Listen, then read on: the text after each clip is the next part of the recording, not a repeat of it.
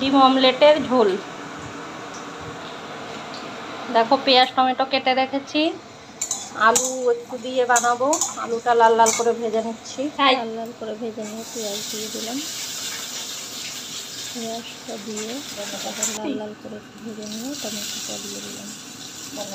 টমেটোটা নেড়ে চেড়ে এবার দিয়ে দিচ্ছি হিংটা একটু আলু দিতে হতো, পরে দিচ্ছি। দিয়ে দিলাম লবণ হলুদ দিয়ে একটু দিয়ে দিলাম আদা রসুন বাটা।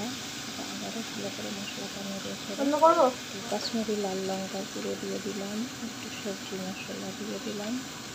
সবজি মশলাটা দিয়ে একটু জল দিয়ে ভালো করে নেড়ে চেড়ে একটু কষিয়ে নিচ্ছি।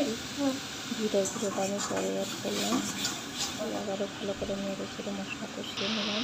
একটু কাঁচা তেল দিয়ে নেড়ে চেড়ে ভালো করে ঝোলের জন্য জল দিয়ে দিলাম। ঝোলটা ফুটে গেছে, এবার দিয়ে দিচ্ছি এক এক করে অমলেটগুলো দিয়ে ভালো করে একটু। এই যে আমার ডিমের অমলেটের ঝোল রেডি।